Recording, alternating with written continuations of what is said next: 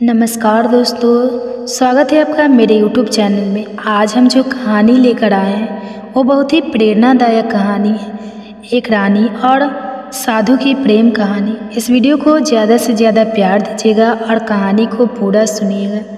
यह कहानी एक ऐसी राजकुमारी की है जो अपने रूप और बुद्धिमत्ता के घमंड में इतना चूर थी कि उसने बड़े बड़े राजाओं के साथ विवाह करने से इनकार कर दिया था।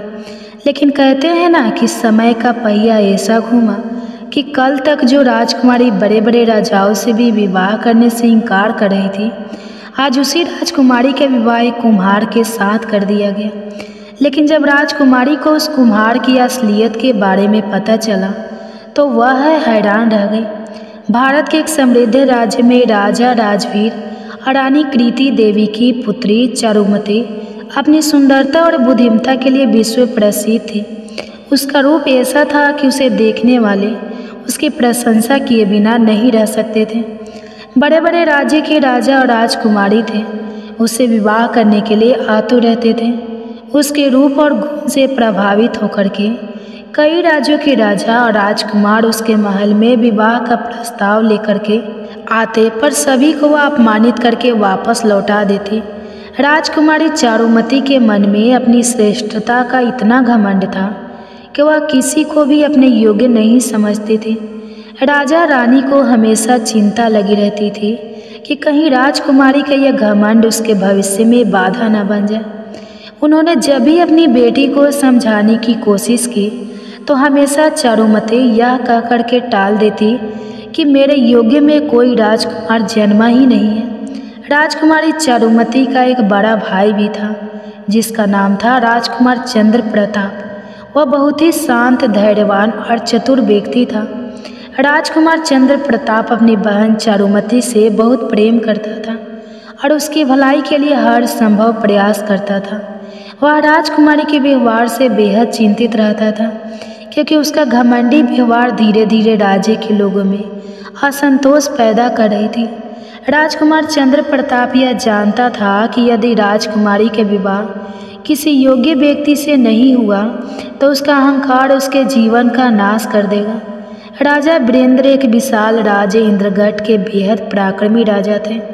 वह अपनी बुद्धिमानी और विनम्रता के लिए जाने जाते थे। राजा वीरेंद्र राजकुमार चंद्र प्रताप के मित्र थे। राजकुमार चंद्र प्रताप ने अपने माता पिता की सहमति से यह निश्चित किया कि इंद्रगढ़ के राजा वीरेंद्र ही चारुमती के लिए सबसे योग्य हैं और उनके पास विवाह का प्रस्ताव भेज करके अपने राज्य में आमंत्रित किया। राजा वीरेंद्र ने जब पहली बार चारुमती को देखा तो उसके सौंदर्य में खो गए। वह किसी अप्सरा से कम ना थी। चारुमती ने राजा वीरेंद्र को ध्यान से देखा और मुस्कुराते हुए कहा कि मैंने सुना है आप वीरता में अद्वितीय हैं, किंतु क्या आप किसी ऐसे युद्ध में विजय हुए हैं जिसमें दुश्मनों की संख्या आपसे दोगुनी हो? वीरेंद्र ने सिर झुकाकर कहा कि नहीं, किंतु राजकुमारी जी, मैंने अपने को कई बार बाहरी आक्रमणों से बचाया है। राजकुमारी चारुमती ने फिर मुस्कान के साथ कहा, अच्छा तो मुझे यह बताइए कि संसार की सबसे जटिल पहेली क्या है? वीरेंद्र ने अनेक शास्त्रों से उदाहरण देकर कठिन प्रश्नों के उत्तर दिए, लेकिन चारुमती बार बार नई पहेलियाँ पूछती रही। अंत में एक पहेली पर राजा वीरेंद्र चुप हो गए। यह देखकर चारुमती हंस पड़ी और कहा, तो फिर आप मेरे नहीं हो सकते। चारुमती ने राजा वीरेंद्र को तुच्छ समझ करके अस्वीकार कर दिया। राजा वीरेंद्र अपमानित होकर अपने राज्य लौट गए। राजकुमार चंद्र प्रताप को राजकुमारी चारुमती का यह व्यवहार बिल्कुल अच्छा नहीं लगा। इस घटना के बाद पूरे राज्य में यह बात फैल गई कि राजकुमारी चारुमती अपनी घमंडी है। राजा रानी भी राजकुमारी की चिंता में डूब गए। राजकुमार चंद्र प्रताप अब अपनी बहन के स्वभाव से परेशान हो चुका था। वह समझ चुका था कि चारुमती का यह घमंड न केवल उसके जीवन में कठिनाई लाएगा बल्कि राज्य के लिए भी समस्या बन जाएगा। इसलिए उसने एक योजना बनाई और राजकुमारी चारुमती से कहा कि बहन, चलो एक खेल खेलते हैं। हम दोनों एक दूसरे के लिए शर्त रखेंगे। अगर शर्त में तुम जीती तो मैं तुम्हारी एक बात मानूंगा और अगर मैं जीता तो तुम्हें मेरी एक बात माननी होगी। राजकुमारी चारुमती ने पूछा, शर्त क्या होगी? भाई चंद्र प्रताप ने मुस्कुराते हुए कहा कि हम दोनों एक दूसरे से 3 पहेलियाँ पूछेंगे। जो तीनों जवाब सही देगा उसकी एक बात माननी पड़ेगी। पहेलियों वाली शर्त सुनते ही राजकुमारी खिलखिला के हंस पड़ी और कहा, अच्छा सोच लो भाई, तुम हार जाओगे और मैं तुम्हें राज्य के मामले में हस्तक्षेप नहीं करने दूंगी। राजा रानी ने जब दोनों भाई बहनों की हंसी ठिठोली सुनी तो वे भी वहाँ पहुँच गए और शर्त का परिणाम जानने के लिए वहीं बैठ गए। राजकुमार चंद्र प्रताप ने पहली पहेली पूछते हुए कहा कि कौन सी चीज़ है जो जितनी बढ़ती है उतनी ही हल्की होती है? राजकुमारी चारुमती ने तुरंत जवाब दिया कि धागा। जब धागे का गोला बढ़ता है तो वह हल्का लगता है। चंद्र प्रताप ने सिर हिला करके कहा कि नहीं, सही उत्तर है ज्ञान। ज्ञान जितना बढ़ता है व्यक्ति उतना ही हल्का महसूस करता है। फिर चंद्र प्रताप ने दूसरी पहेली पूछते हुए कहा कि ऐसी कौन सी चीज़ है जो देखने में तो कमज़ोर लगती है लेकिन पूरी दुनिया संभाल सकती है? राजकुमारी चारुमती ने कहा कि मकड़ी का जाल।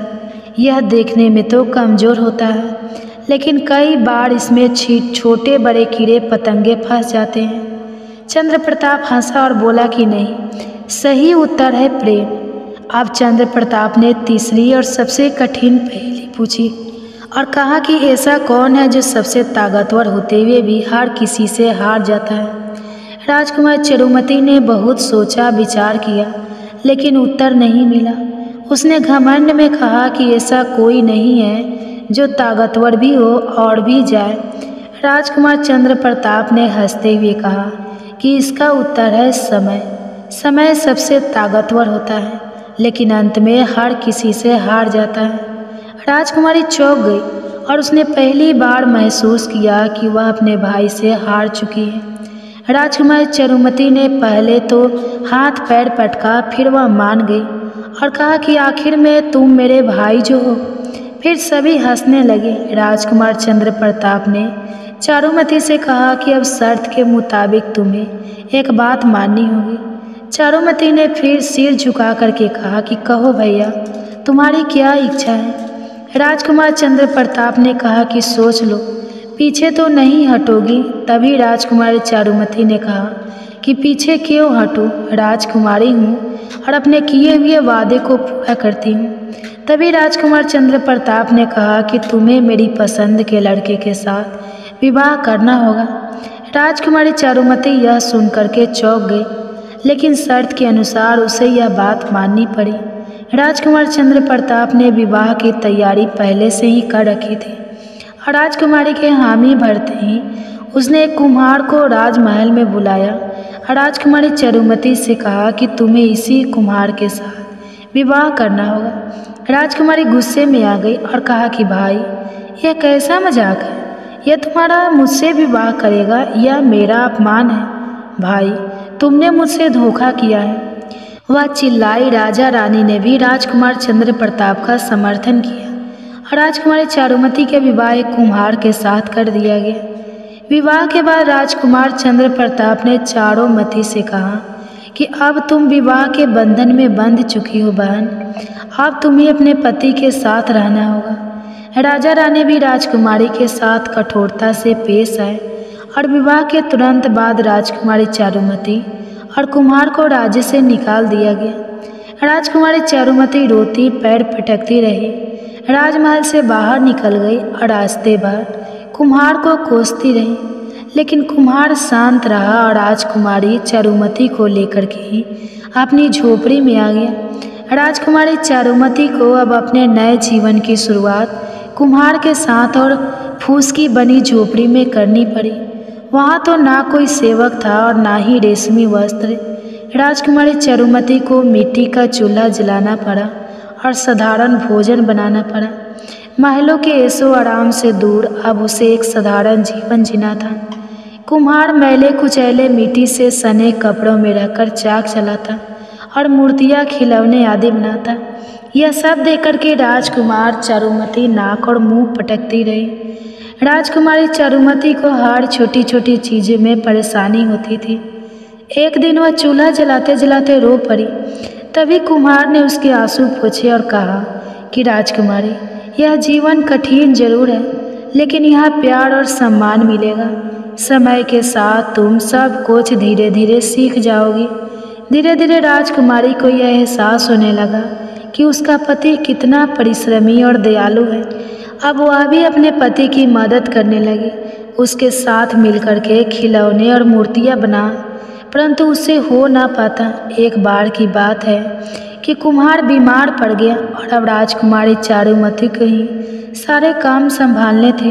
राजकुमारी चारुमती ने जैसे तैसे मिट्टी को गीला किया। मिट्टी के गीले पर और गंध से उसे घृणा हो रही थी।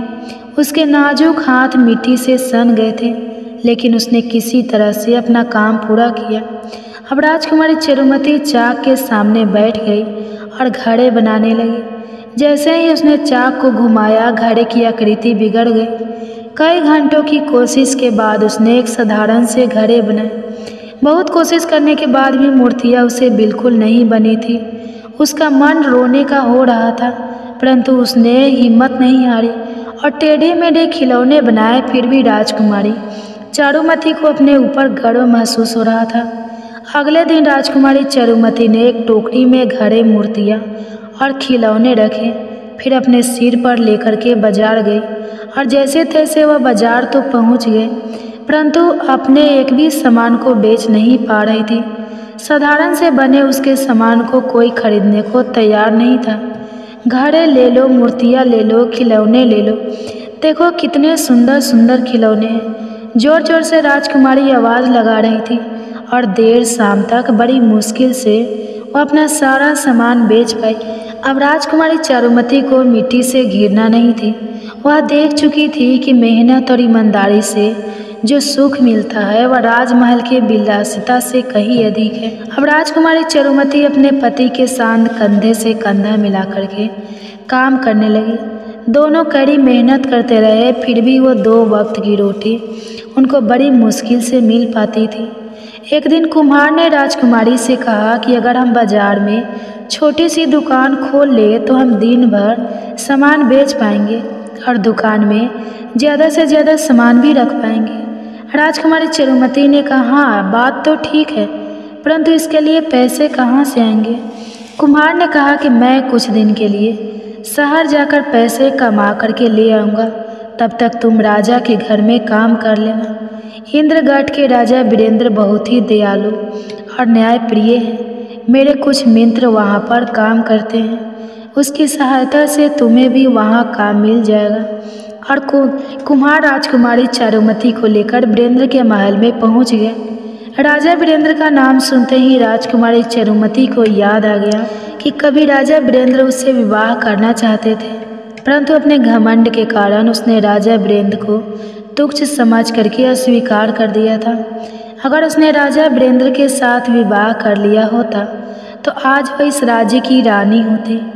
राजकुमारी चारुमती को महल में खाना बनाने का काम दिया गया। कुम्हार शहर चला गया। राजकुमारी चारुमती बड़े ही मेहनत और लगन से काम करने लगी। धीरे धीरे उसने सबका दिल जीत लिया। राजमहल में उसकी चर्चा होने लगी। एक दिन राजा वीरेंद्र ने उसकी बुलाया और कहा, मैं तुमको पसंद करता हूँ, क्या तुम मुझसे विवाह करोगी। राजकुमारी चारुमती ने मना करते हुए कहा कि महाराज, मेरी शादी हो चुकी है, मैं आपसे विवाह नहीं कर सकती। मेरे पति शहर कमाने गए हैं, जब वह शहर से लौट कर के आएंगे तो मैं उनके साथ चली जाऊंगी। तभी राजा वीरेंद्र ने कहा, इधर देखो राजकुमारी चारुमती। अपना नाम सुनते ही राजकुमारी चौंक पड़ी और राजा वीरेंद्र की ओर देखने लगी। राजा वीरेंद्र ने फिर कहा, मुझे नहीं पहचाना राजकुमारी, मैं ही तुम्हारा कुम्हार हूँ। यह कह करके राजा वीरेंद्र ने अपने मुकुट और आभूषण को उतार दिया। अपने पति को पहचानते ही राजकुमारी चारुमती उसके गले लग करके रो पड़ी। तभी राजा वीरेंद्र ने कहा कि मुझे माफ़ कर दो राजकुमारी चारुमती, मैंने तुम्हें बहुत दुख दिए हैं। मैंने ही कुम्हार का वेश बना करके तुमसे विवाह किया था। अगले दिन राजकुमार चंद्र प्रताप इंद्रगढ़ आए और अपनी बहन चारुमती और राजा वीरेंद्र को अपने राज्य लेकर के गए। विवाह के बाद पहली बार चारुमती अपने माता पिता से मिली। राजा रानी अपनी बेटी से मिल करके बहुत प्रसन्न थे, क्योंकि अब वह पहले जैसी नहीं थी। अब वह बेहद विनम्र और दयालु हो चुकी थी।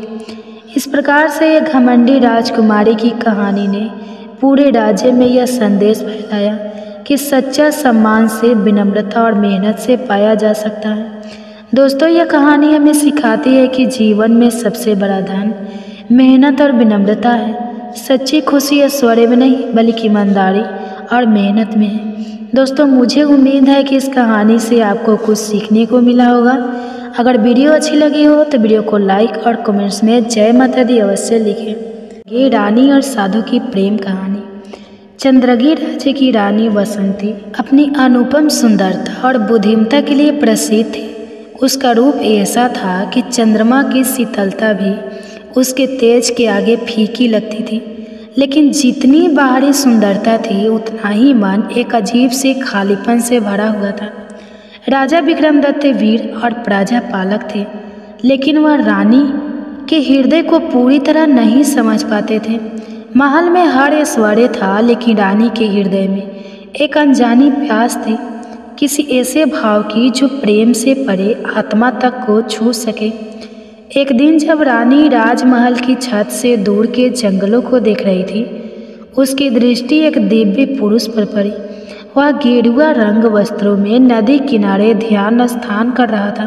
तेजस्वी मुख, नेत्रों में गहरी शांति और चेहरे पर अलौकिक तेज। वह कोई साधारण व्यक्ति नहीं था, वह महात्मा अनिरुद्ध थे, जो संन्यास लेकर आत्मज्ञान की खोज में घूमते थे। वे ना तो कोई आम सन्यासी थे, ना ही किसी मत के अनुयायी। वे प्रेम और आत्मा की उस गूढ़ अवस्था को समझ चुके थे, जिसे केवल गिने चुने लोग ही जान पाते हैं। रानी बसंती के मन में कुछ हलचल हुई। अगली सुबह वह राजमहल के द्वार से बाहर निकली और साधु की कुटिया तक जा पहुंची। महात्मा, क्या मैं भीतर आ सकती हूँ? उसने संकोच से पूछा। साधु ने धीरे से आंखें खोली। उनकी दृष्टि में एक अजीब सी गहराई थी। रानी को कोई मोह यहाँ तक खींच लाया है। रानी चौंक गई। उसने उत्तर दिया, मोह नहीं, केवल कुछ प्रश्न हैं जो मेरे हृदय को विचलित करते हैं। साधु मुस्कुराए। प्रश्न जीवन का आरंभ है। बैठो। वह पहली भेंट थी, लेकिन मन के तार कहीं जुड़ चुके थे। साधु ने उसे जीवन के रहस्यों के बारे में बताया।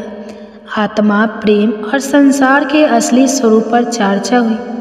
रानी पहली बार किसी ऐसे पुरुष से मिली थी जो केवल शरीर को नहीं, बल्कि आत्मा को भी पढ़ सकता था। अब रानी हर दिन साधु से मिलने लगी। धीरे धीरे उसके हृदय में एक विचित्र भावना जन्म लेने लगी, एक अनकहा आकर्षण जिसे वह समझ नहीं पा रही थी। एक दिन उसने साधु से पूछा, महात्मा, क्या सन्यासी भी प्रेम कर सकते हैं? साधु ने मुस्कुरा कर कहा, प्रेम आत्मा का स्वभाव है, लेकिन यह जानना आवश्यक है कि प्रेम क्या है। मोह मुक्ति। रानी चुप हो गई। उसने कभी इस दृष्टिकोण से प्रेम को नहीं देखा था। धीरे धीरे उसकी अंतरात्मा समझने लगी कि वह साधु के प्रति केवल आकर्षित नहीं थी, बल्कि वह उसके विचारों और उसकी आध्यात्मिका ऊंचाई से बंधने लगी थी। लेकिन यह प्रेम कैसा था? एक रानी और एक सन्यासी का प्रेम, क्या यह संभव था? महल में यह चर्चा फैलने लगी कि रानी साधु से प्रभावित हो रही है। जब यह बात राजा विक्रमादित्य के कानों तक पहुंची तो उनका क्रोध उग्र हो उठा। एक साधु की इतनी हिम्मत कि वह मेरी रानी के मन में स्थान बना ले। उसे अभी राजमहल में बुलाया जाए। सैनिक साधु को पकड़ने के लिए गए, लेकिन जब उन्होंने उसे छूने की कोशिश की तो वे जैसे एक अदृश्य दीवार से टकराकर गिर पड़े। राजा स्वयं वहां पहुंचा और गरज कर बोला, कौन हो तुम? मेरे महल की रानी का मन विचलित करने वाले ढोंगी। साधु शांत थे। उन्होंने आंखें खोली और बस एक ही उत्तर दिया, राजन, मैं केवल सत्य की खोज में हूँ। यदि सत्य तुम्हें भयभीत करता है तो इसका उत्तर भी तुम्हें स्वयं खोजना होगा। राजा और क्रोधित हुआ। उसने सैनिकों को साधु को बंदी बनाने का आदेश दिया। रानी का त्याग प्रेम की परीक्षा। लेकिन तभी रानी आगे आई और बोली, महाराज यह ढोगी नहीं, एक दिव्य आत्मा है। यदि आप इन्हें कैद करेंगे तो मैं भी इनके साथ महल छोड़ दूं। राजा शतबंद रह गया। वो अपनी रानी से अत्यधिक प्रेम करता था, लेकिन यह क्या हो रहा था? साधु ने रानी की ओर देखा और कहा, वसंती, तुम्हारा प्रेम पवित्र है, लेकिन मेरा मार्ग अलग है। मैं सन्यासी हूँ, मेरा प्रेम शरीर का नहीं आत्मा का है। मैं तुम्हें किसी बंधन में नहीं डाल सकता। रानी की आंखों में आंसू थे। तो क्या प्रेम केवल एक भ्रम है? साधु मुस्कुराए, नहीं, प्रेम सबसे बड़ा सत्य है, लेकिन प्रेम का सबसे बड़ा रूप त्याग है। यदि तुम्हें प्रेम को समझना है तो मुझे जाने देना होगा। रानी के हाथ कांप गए, लेकिन वह जानती थी कि उसे साधु को जाने देना होगा। गर्भगृह में दीप मंद मंद जल रहे थे। वृद्ध रानी ध्यान मग्न बैठी थी। वर्षों पहले का वह क्षण जब उन्होंने साधु को अंतिम बार देखा था। अभी उनके हृदय में जीवन का वह कोई साधारण प्रेम नहीं था। वह आत्मा का प्रेम था जो स्नाव से परे एक अनकही गहराई में समाया हुआ था। सिंहासन पर बैठा राजा अभी उनकी ओर देखा करता था। समय के साथ वह समझ गया कि प्रेम अधिकार नहीं, बल्कि स्वतंत्रता का नाम है। उसने कभी रानी को रोका नहीं, ना ही उनके हृदय के उस कोमल कोने को कुचलने की चेष्टा की जहाँ केवल साधु की स्मृति बसती थी। साधु का एकाकी जीवन उधर पर्वतों की गुफा में। वह साधु भी अपनी तपस्या में लीन था।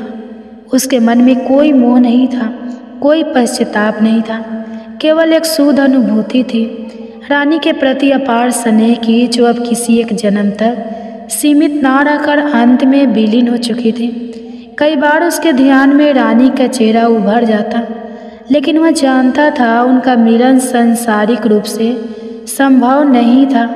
प्रेम यदि देह से परे चला जाए तो वह त्याग और तपस्या का स्वरूप ले लेता है। समय का चक्र समय बीतता गया। महल में रानी के मुख पर अब झुर्रियाँ आ गई थी, लेकिन उनकी आंखों की गहराई वैसे ही थी। गूढ़ शांत और प्रेम से भरी हुई उन्होंने जीवन भर राजधर्म निभाया, लेकिन उनका मन सदा आत्मिक प्रेम की उस ऊंचाई को छूने का प्रयास करता रहा जहाँ साधु पहुँचा हुआ था। एक दिन जब महल के बगीचे में रानी ध्यान स्थान थी, अचानक उनके मुख पर एक दिव्य आभा छा गई।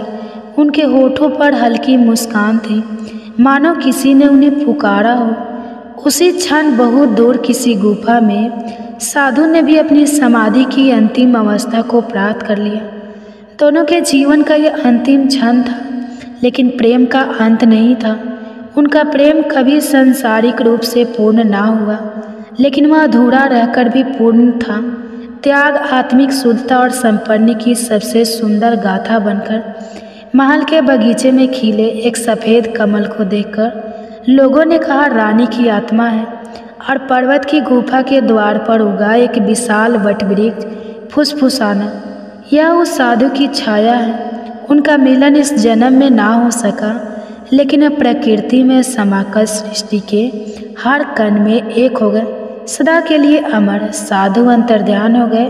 रानी जीवन भर उनकी स्मृति में रही, लेकिन अब वह मोह नहीं, एक आध्यात्मिक अनुभव था। राजा भी धीरे धीरे समझने लगा कि प्रेम केवल अधिकार नहीं, बल्कि स्वतंत्रता भी है। वर्षों बाद जब रानी वृद्ध हो चुकी थी, उसने ध्यान मग्न अवस्था में अंतिम सांस ली। उसी समय किसी दूर पर्वत की गुफा में वह साधु भी समाधि में लीन हो गया। उनका प्रेम कभी पूर्ण रूप से मिल न सका, लेकिन वह अमर हो गया, त्याग और आध्यात्मिकता की सबसे सुंदर कहानी बनकर। उम्मीद करते हैं आपको हमारी गौतम बुद्ध की प्रेरणादायक कहानी आपको पसंद आई होगी। आप हमारे चैनल पर आकर आपका बहुमूल्य कीमती समय देने के लिए धन्यवाद। आप दूसरा कहानी सुनिए। एक समय की बात है, एक गांव में अंजलि नाम की एक महिला रहती थी। वह बेहद खूबसूरत थी, लेकिन पति के गुजर जाने के बाद गांव वालों ने उसे अपशगुन मान लिया। उसकी सुंदरता कई लोगों के दिलों में लालच और वासना जगा देती, लेकिन कोई भी खुलकर कुछ नहीं कहता था। गांव के पास ही एक डरावना जंगल था, जिसके बीचों बीच एक रहस्यमय साधु की झोपड़ी थी।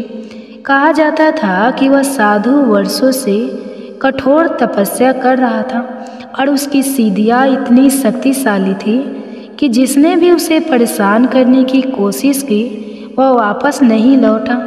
एक दिन जब गांव में भयंकर अकाल पड़ा तो अंजलि पानी की तलाश में जंगल की ओर चल पड़ी। अकेली सहमी हुई लेकिन मजबूर उसे दूर से एक झोपड़ी दिखाई दी जिसके अंदर से धुएं की हल्की लकीरें निकल रही थी। उसने दरवाजा खटखटाया। अंदर से गहरी रहस्यमय आवाज आई, कौन है? दरवाजा खुला और अंजलि ने एक लंबे गठी शरीर वाले साधु को देखा। उसकी आंखों में गहरा तेज था, लेकिन जब उसकी नज़र अंजलि पर पड़ी तो कुछ पल के लिए उसकी आंखों में हल्की नरमी आ गई। अंजलि ने कांपते हुए कहा, महात्मा जी, मुझे पानी चाहिए। साधु कुछ देर तक चुप रहा, फिर बोला, अंदर आ जाओ। अंजलि झोपड़ी में दाखिल हुई। अंदर का माहौल रहस्यमय था। दीवारों पर तांत्रिक ग्रंथ रखे थे और एक कोने में हवन कुंड जल रहा था। साधु ने उसे पानी दिया। जब अंजलि ने गिलास उठाया तो उसकी कलाई में लगे कंगन की हल्की खनखन गूंज उठी। साधु की आंखें कुछ पल के लिए ठहर गई। वह वर्षों से स्त्रियों से दूर था, लेकिन अंजलि की मौजूदगी ने उसके भीतर कुछ अजीब सा जगह दिया। उसने खुद को संभाला और कठोर स्वर में कहा, रात होने वाली है, तुम चाहो तो यहाँ रुक सकती हो। जंगल में अकेले जाना खतरनाक होगा। अंजलि ने धीरे से सिर हिलाया और झोपड़ी के कोने में बैठ गई। पहली रात जब वह सोने लगी तो साधु की नजरें बार बार उसकी ओर उठ रही थी। उसकी सांसों की हल्की आवाज़, उसके खुले बालों की महक, सब कुछ साधु को विचलित कर रहे थे। उसने वर्षों तक तपस्या की थी, लेकिन आज उसके मन में कुछ और ही हो रहा था। दूसरी रात जब अंजलि भोजन कर रही थी, साधु ने उससे अचानक पूछा, तुम इतनी सुंदर हो, गांव वालों ने तुम्हें क्यों ठुकरा दिया? अंजलि ने दर्द भरी हंसी के साथ कहा, औरतें जब अकेली होती है तो लोग उन्हें बोझ समझते हैं। साधु ने उसकी आंखों में देखा। वहाँ दर्द भी था और एक अनजाना आकर्षण भी। वह अब खुद से संघर्ष कर रहा था। तीसरी रात जब अंजलि सोने के लिए झोपड़ी के कोने में लेटी तो साधु का धैर्य जवाब देने लगा। वह धीरे धीरे उसके पास गया और हल्की आवाज में बोला, अंजलि, तुम्हें देखकर मुझे अजीब सा महसूस होता है। मैं वर्षों तक स्त्रियों से दूर रहा, लेकिन अब मेरा मन डगमगा रहा है। अंजलि की सांसें तेज हो गई। उसने कुछ नहीं कहा। साधु ने धीरे से उसका हाथ पकड़ा। तुम चाहो तो यहाँ रह सकती हो, मैं तुम्हें अकेला नहीं रहने दूंगा। अंजलि ने कुछ देर तक उसे देखा, फिर हल्की आवाज में कहा, मैंने कभी सोचा नहीं था कि कोई मुझे इस तरह अपनाने की बात कहेगा। साधु ने उसकी ठूठी उठाई। तुम सिर्फ एक विधवा नहीं हो, तुम एक औरत हो जिसे प्रेम सम्मान दोनों मिलना चाहिए। अंजलि के चेहरे पर हल्की मुस्कान आई। उसने धीरे से अपना सिर झुका दिया। यह उसकी स्वीकृति थी। उस रात के बाद सब बदल गया। अब जंगल सिर्फ एक तपस्या का स्थान नहीं रहा, बल्कि वहाँ प्रेम भी था। अंजलि ने साधु को अपना लिया और साधु ने अपनी तपस्या को त्याग कर प्रेम को अपनाने का निर्णय लिया। गांव वालों ने जब सुना कि अंजलि जंगल में बस गई है तो वे दंग रह गए। लेकिन अब वह एक विधवा नहीं थी, वह जंगल की नई रानी थी जिसे एक साधु का टूट प्रेम मिल चुका था। अंजलि अब पूरी तरह से साधु की संगिनी बन चुकी थी। उसकी आंखों में एक नई चमक थी। पहले जो अकेलापन और समाज का तिरस्कार था, अब उसकी जगह प्रेम और अपनापन ले चुका था। लेकिन साधु के मन में अभी भी एक अजीब सा डर था। उसने अपने जीवन में कभी प्रेम का अनुभव नहीं किया था। रात को जब अंजलि उसके पास बैठी तो उसने धीरे से पूछा, क्या तुम्हें कभी डर नहीं लगता? गांव वाले, तुम्हारी साधना, तुम्हारा तप, यह सब तुमने त्याग दिया मेरे लिए। साधु ने उसकी ओर देखा। कुछ पल के लिए वह चुप रहा, फिर बोला, मैंने सोचा था कि जीवन में केवल मोक्ष ही सबसे बड़ा सुख है, लेकिन जब तुम्हें देखा, तुम्हारे साथ समय बिताया, तो समझ आया कि प्रेम भी उतना ही शक्तिशाली है।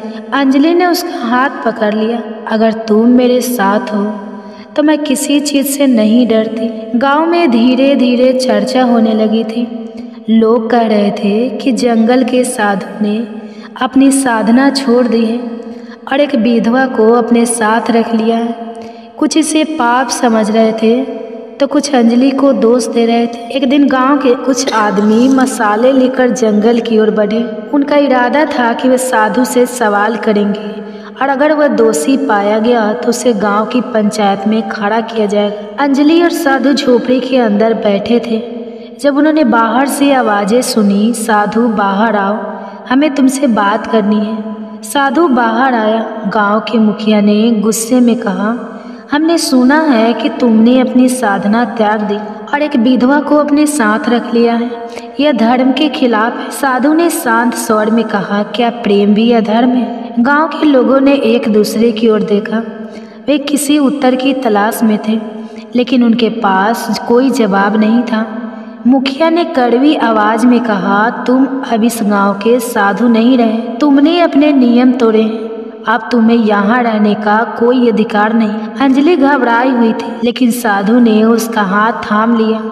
अगर गांव हमें स्वीकार नहीं करता तो हम खुद अपना नया संसार बनाएंगे। गांव वालों के जाने के बाद अंजलि ने साधु से पूछा, क्या हम सच में सब कुछ छोड़कर कहीं और जा सकते हैं? साधु ने उसकी आंखों में देखा। यह जंगल, यह धरती हमारी है। हमें किसी की स्वीकृति की जरूरत नहीं है। अब हम इस प्रेम को किसी भय के साथ नहीं, बल्कि पूरे अधिकार के साथ जिएंगे। उस रात के बाद अंजलि और साधु ने एक नया जीवन शुरू किया।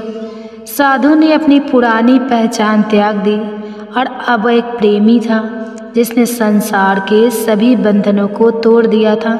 गांव वालों ने कुछ दिनों तक बातें की, फिर उन्हें भूल गए। लेकिन जंगल में एक नई कहानी जन्म ले चुकी थी, एक साधु और एक स्त्री की, जिन्होंने प्रेम को हर नियम और बंदिश से ऊपर रखा। तो ये थी एक प्रेरणादायक कहानी। आपको कैसे लगे कमेंट्स करके ज़रूर बताएं। कहानी में हम यही बताएंगे कि आखिर ऐसी कौन सी गलतियाँ हैं जो हमें पता नहीं है और हमें बर्बाद कर रही हैं। दोस्तों, किसी नगर में एक बड़ा सेठ था। उस सेठ के पास सभी प्रकार की सुख सुविधाएं थी। उसके पास किसी भी चीज़ की कमी नहीं थी, लेकिन कमी थी तो बस एक पुत्र की, क्योंकि उस सेठ की कोई संतान नहीं थी। इसी कारण से वह सेठ हमेशा दुखी और चिंतित रहता था। समय बीता गया। एक दिन उस सेठ को पता चला कि उसकी पत्नी गर्भवती हो गई है। वह बहुत खुश हुआ। उसने अपनी पत्नी का पूरा ध्यान रखा। सेठ ने अपने पुत्र के लालन पालन में कोई कसर नहीं छोड़ी। देखते ही देखते उसका पुत्र बड़ा हो गया। फिर सेठ ने अपने पुत्र को गुरुकुल भेजने का निर्णय किया ताकि वह पढ़ लिख कर एक विद्वान बन सके। अभी उसके पुत्र की उम्र ज़्यादा नहीं थी, लेकिन उसने छोटी सी उम्र में ही अपने पुत्र को शिक्षा ग्रहण करने के लिए गुरुकुल भेज दिया। गुरुकुल में वह बालक की अच्छे से शिक्षा ग्रहण करा रहा था। शिक्षा ग्रहण करते हुए वह एक बहुत बड़ा विद्वान बन गया। गुरुकुल के सभी लोग, विशेष रूप से उसके गुरु, बहुत खुश थे कि उसने छोटी सी उम्र में ही सारा ज्ञान अर्जित कर लिया था। दोस्तों, समय कब बदल जाए यह किसी को पता नहीं होता। ऐसा ही उस बालक के साथ भी हुआ। एक दिन किसी प्राकृतिक आपदा में उसके माता पिता की मृत्यु हो गई। दोस्तों, उस समय वह बालक गुरुकुल में ही था। जब उसने सुना कि उसके माता पिता की मृत्यु हो गई तो उसे ऐसा लगा मानो उसका सब कुछ बर्बाद हो गया हो। उस बालक का मन सांसारिक मोह माया से बिल्कुल हट गया। उसने अपने मन में ठान लिया कि अब वह अपना सारा जीवन लोगों की भलाई करने में ही लगाएगा। कुछ दिन बाद जब उस बालक की शिक्षा पूर्ण हुई तो वह सन्यासी बन गया और हिमालय के दूरस्थ जंगल में चला गया। जंगल में जाकर उसने वहाँ लंबे समय तक तपस्या की। जब उसकी तपस्या पूर्ण हो गई तो उसके बाद उसने लोगों को शिक्षा देना प्रारंभ कर दिया। समय के साथ उस बालक की ख्याति बहुत दूर दूर तक फैल गई। बहुत से लोग उसके पास शिक्षा पाने के लिए आने लगे और कई लोग अपनी अपनी समस्याएं लेकर भी उसके पास पहुंचने लगे। वह सन्यासी सभी लोगों की समस्याएं बड़ी ही आसानी से सुलझा देता था। धीरे धीरे वह पूरे राज्य में मशहूर हो गया। जिस नगर में वह सन्यासी रहता था उसी नगर का राजा बड़ा ही क्रूर व्यक्ति था। जब राजा को सन्यासी के बारे में पता चला तो उसने सन्यासी से मिलने का मन में निश्चय किया। अगले दिन सुबह राजा सन्यासी से मिलने के लिए अपने महल से निकला और उसकी कुटिया पर पहुंच गया। राजा ने जब सन्यासी को देखा तो वह उसे देखते ही रह गया। उसके चेहरे पर एक अलग ही तेज था। जब राजा सन्यासी के पास पहुंचा तो उसे अपार शांति का अनुभव हुआ। राजा सन्यासी को प्रणाम करके बैठ गया और उसे वार्तालाप करने लगा। पहली ही मुलाकात में राजा सन्यासी से इतना प्रभावित हो गया कि उसने उसी समय से अच्छाई के मार्ग पर चलने का निश्चय कर लिया। राजा मन में सोचने लगा, इतनी छोटी सी मुलाकात में यह सन्यासी मुझे इतना बदल सकता है, तो अगर यह हमेशा मेरे साथ रहने लगे तो मेरी तो जिंदगी ही बदल जाएगी। यही सोचकर राजा ने सन्यासी से अपने महल में चलने की विनती की। राजा का आग्रह सुनकर सन्यासी मना नहीं कर सका और महल में चलने के लिए तैयार हो गया। राजा ने सन्यासी का खूब आदर सत्कार किया और उसे शाही कमरे में ले जाकर भोजन करवाया। भोजन करने के बाद सन्यासी ने राजा को धन्यवाद दिया और वापस जाने की आज्ञा मांगने लगा। यह सुनकर राजा ने कहा, आप हमारे बगीचे में जब तक चाहे रह सकते हैं। आपको यहाँ किसी भी प्रकार की कोई असुविधा नहीं होगी। आपकी उपस्थिति से हमारी प्रजा को भी बहुत अच्छा लगेगा और हमें भी प्रसन्नता होगी। यह सुनकर सन्यासी ने राजा का प्रस्ताव स्वीकार कर लिया। उसके बाद राजा ने अपने सेवकों से कहा कि सन्यासी महाराज के बगीचे में रहने की समुचित व्यवस्थाएं की जाए तथा उनके लिए भोजन, वस्त्र आदि का उचित प्रबंध किया जाए। राजा की आज्ञा के अनुसार सेवकों ने बगीचे में एक कुटिया तैयार कर दी और सन्यासी वहीं रहने लगा। राजा ने उनकी खूब सेवा की। एक दिन राजा और रानी को आत्मावश्यक कार्य के लिए दूसरे राज्य जाना पड़ा। राजा ने सन्यासी की सेवा के लिए एक सेवादार को नियुक्त कर दिया था, परंतु वह सेवादार राजा के जाने के बाद बीमार पड़ गया और अपने घर चला गया और लौटकर वापस भी नहीं आया। जब राजा वापस आया तो सन्यासी ने क्रोध में आकर राजा को खूब खड़ी खड़ी सुनाई और कहा, हे राजा, जो जिम्मेदारी तुम पूरी नहीं कर सकते उसे क्यों उठाते हो। अब राजा ने सन्यासी से क्षमा मांगते हुए कहा, हे भगवान, यदि मुझसे कोई भूल हो गई है तो उसके लिए मैं आपसे क्षमा मांगती हूँ। आप अपना क्रोध शांत करके मुझे माफ़ कर दीजिए और मुझे यह बताइए कि आखिर क्या हुआ है। यह सुनकर सन्यासी ने कहा, तुम्हारे जाने के बाद मुझे यहाँ किसी ने भोजन नहीं दिया और मैं बहुत दिनों तक भूखा ही रहा।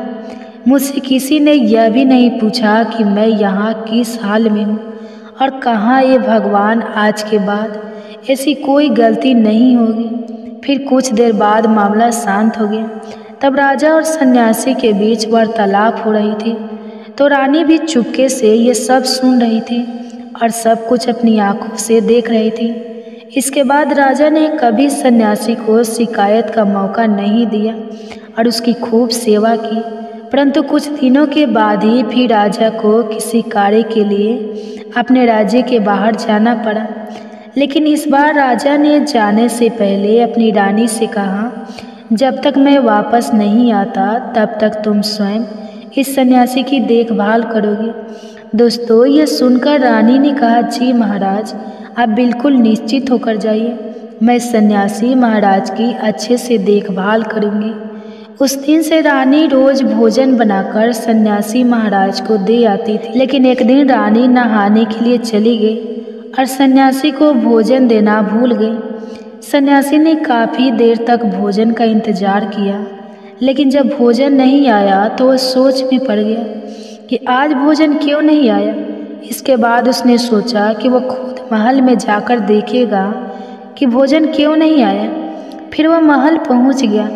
जब वह महल में पहुंचा तो वहां उसकी नज़र रानी पर पड़ गई।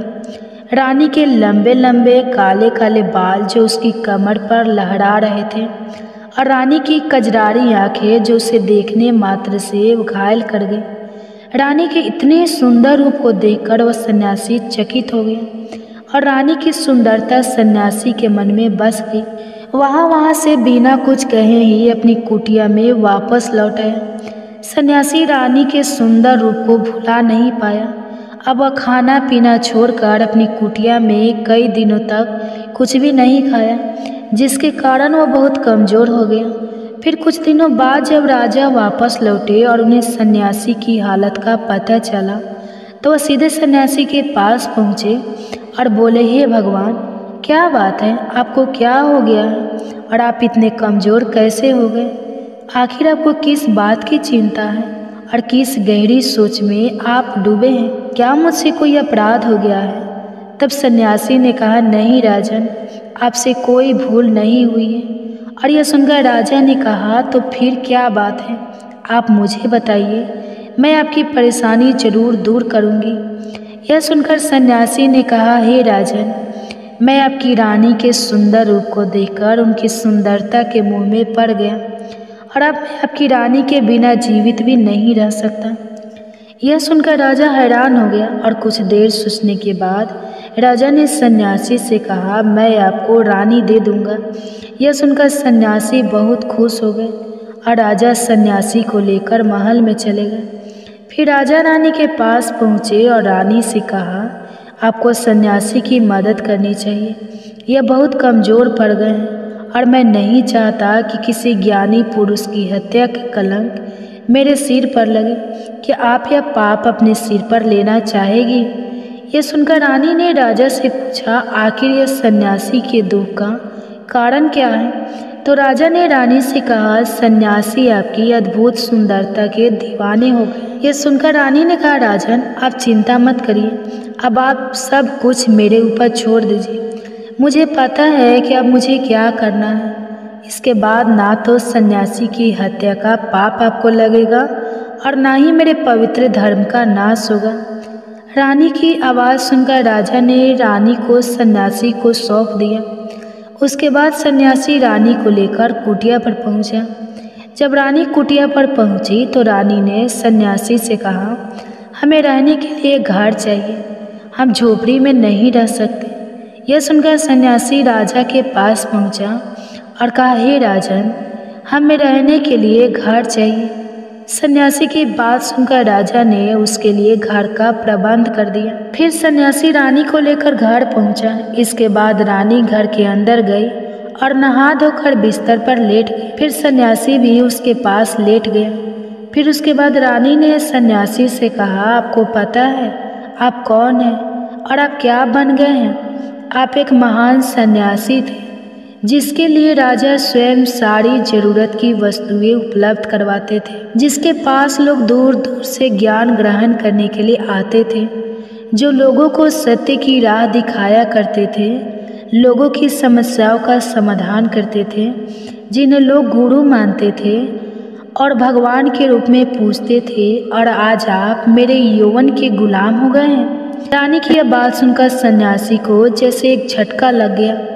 इसके बाद वह सोचने लगा कि वह तो एक सन्यासी है, वह यह सब क्या कर रहा है?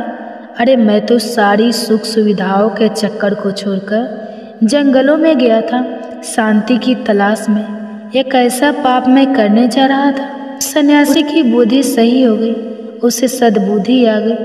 वह जोर जोर से रोने और चिल्लाने लगा और रानी से कहने लगा, मुझे क्षमा कर दीजिए महारानी, क्या कर रहा था मैं आपको राजा को सौंप कर आता हूँ। सन्यासी की बात सुनकर रानी ने कहा, महाराज, मेरे मन में एक प्रश्न है, उसका उत्तर दीजिए। सन्यासी ने कहा, पूछो, क्या प्रश्न है? रानी ने कहा, महाराज, जब आपको उस दिन भोजन नहीं मिला तो आप बहुत क्रोधित हो गए थे। तब मैंने आपका यह रूप पहली बार देखा था और तभी से मैं आपके व्यवहार में परिवर्तन को महसूस कर रही हूँ। ऐसा क्यों हुआ महाराज? महाराज आपको इतना क्रोध क्यों? रानी की बात सुनकर सन्यासी ने रानी से कहा, जब मैं जंगल में था तो मुझे समय पर भोजन भी नहीं मिलता था और जब मैं महलों में आया तो मुझे सारी सुख सुविधाएं मिली। मैं इन सभी सुख सुविधाओं के मोह में फंस गया, इसके प्रति मेरा लगाव हो गया। फिर मुझे इसे पाने का लालच हो गया और जब मुझे नहीं मिला तो क्रोध उत्पन्न हो गया। महारानी, इंसान की इच्छा पूरी नहीं होती तो क्रोध उत्पन्न होता है और अगर इच्छा पूरी हो जाए तो लालच पैदा होता है। महारानी, इच्छा की पूर्ति ही मुझे वासना के द्वार तक लेकर आई और मैं आपके प्रति आकर्षित हो गया।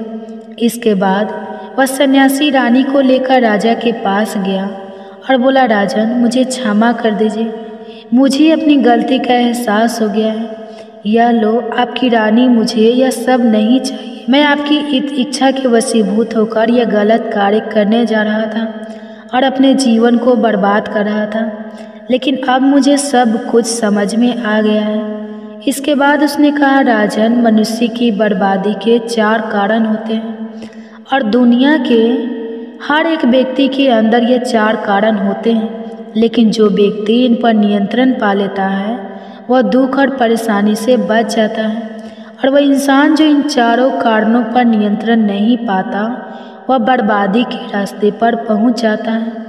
यह सुनकर राजा ने सन्यासी से कहा, हे भगवान, आप कृपया करके मुझे वह 4 आदतें बताइए जिनके कारण व्यक्ति बर्बाद होता है। सन्यासी ने कहा, राजन, मनुष्य को बर्बाद करने वाली पहली आदत है इच्छा, क्योंकि इच्छा दुनिया के हर व्यक्ति के अंदर होती है। यही व्यक्ति का पहला अवगुण होता है। जो इंसान अपनी इच्छाओं पर नियंत्रण नहीं रख पाता वह जीवन में कभी सफल नहीं हो पाता। जैसे ही उसकी एक इच्छा पूरी होती है वह दूसरी की ओर बढ़ने लगता है। इस तरह से एक के बाद दूसरी, दूसरी के बाद तीसरी और तीसरी के बाद चौथी वह इच्छाओं के जाल में उलझता जाता है और फिर वह दुखी रहने लगता है। जबकि जो इंसान अपनी इच्छाओं पर नियंत्रण पा लेता है उसका मन उसके अनुसार काम करने लगता है और जिसका मन उसके अधीन हो वह परम सुखी हो जाता है। हे राजन, मनुष्य को बर्बाद करने वाली दूसरी आदत है वासना। वासना का जन्म हमारे मन में उठने वाली इच्छाओं से होता है। जिस प्रकार इच्छाओं का कोई अंत नहीं होता उसी प्रकार वासना का भी कोई अंत नहीं होता और मनुष्य वासना के जाल में फंसता चला जाता है। रावण सबसे बुद्धिमान था, लेकिन उसने भी माता सीता की सुंदरता के फेर में आकर अपना सब कुछ बर्बाद कर लिया। उसकी मृत्यु का कारण एक स्त्री ही बनी थी। इसलिए हे राजन, जितना हो सके उतना ही वासना से दूर रहना चाहिए। फिर सन्यासी ने कहा, मनुष्य को बर्बाद करने वाली तीसरी आदत है क्रोध। जब इंसान की वासना की पूर्ति नहीं होती तो उसके अंदर क्रोध पैदा होता है और जब व्यक्ति को क्रोध आता है तो वह खुद पर कोई नियंत्रण नहीं रख पाता।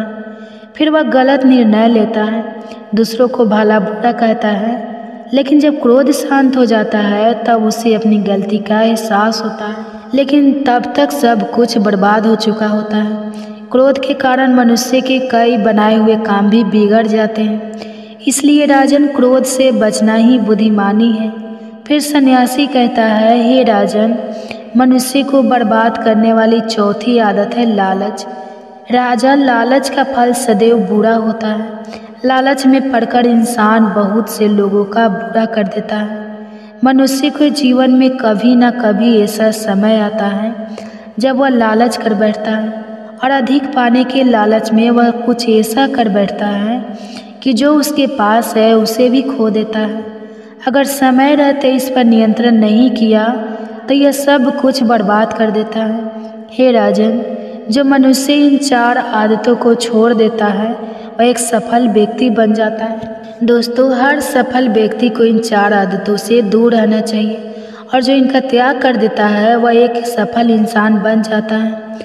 दोस्तों, मुझे उम्मीद है कि इस कहानी से आपको कुछ सीखने को मिला होगा। अगर वीडियो अच्छी लगी हो तो वीडियो को लाइक और कमेंट्स में जय माता दी अवश्य लिखें। हम आपसे मिलते हैं किसी और नए वीडियो में। तब तक के लिए अपना ख्याल रखना और दूसरी कहानी